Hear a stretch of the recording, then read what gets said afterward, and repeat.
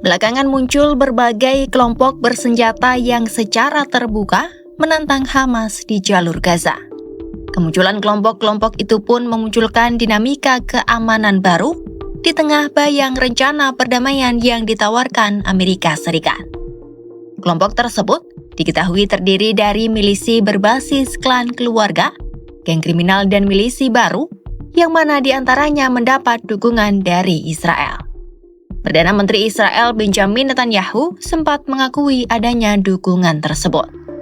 Sementara, sejumlah elemen di dalam otoritas Palestina, rival politik Hamas di tepi barat, juga diyakini memberi bantuan secara diam-diam.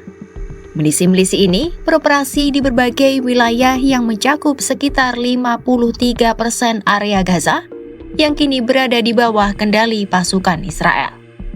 Namun hingga saat ini, peran mereka belum tercantum secara resmi dalam draft rencana perdamaian Presiden AS Donald Trump yang justru mengusulkan pembentukan pasukan stabilisasi internasional dan kepolisian Palestina yang telah dilatih ulang untuk menjaga keamanan pasca konflik.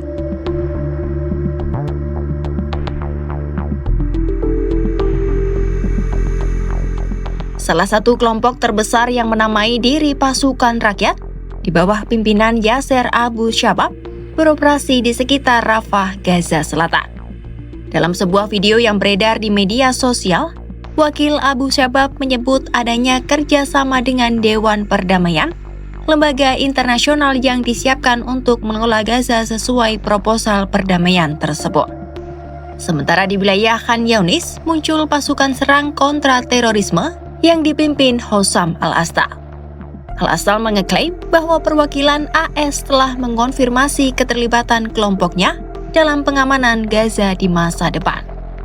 Al-Astal yang sebelumnya pernah bekerja untuk otoritas Palestina, kini memimpin kelompok beranggotakan puluhan orang dan mengelola sebuah kota tenda di dekat Khan Younis.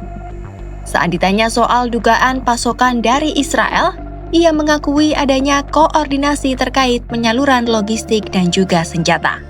Sementara terkait pendanaan, ia menyatakan dukungan datang dari berbagai pihak di seluruh dunia dan membantah tudingan bahwa kelompoknya adalah agen Israel.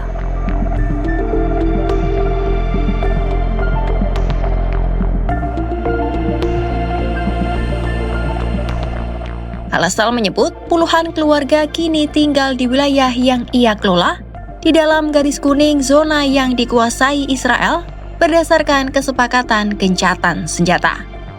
Ia mengeklaim jumlah warga yang datang terus bertambah. Ia menegaskan kelompoknya siap bekerja sama dengan siapapun yang mendukung mereka.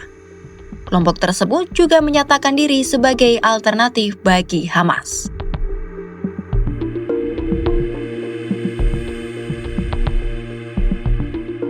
Di lain sisi, keberadaan kelompok-kelompok ini justru menimbulkan keresahan bagi sebagian warga Gaza.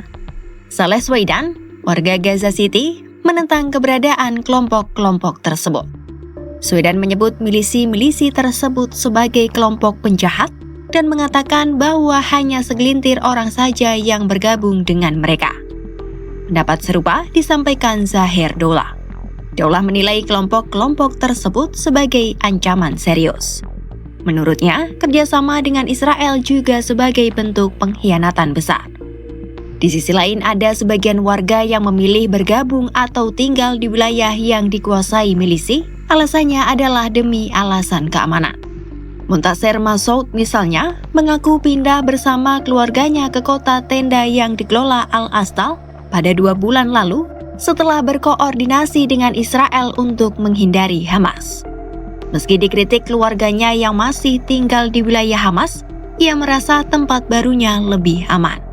Sebab ia tak ingin hidup di area yang berpotensi menjadi target serangan karena keberadaan anggota Hamas.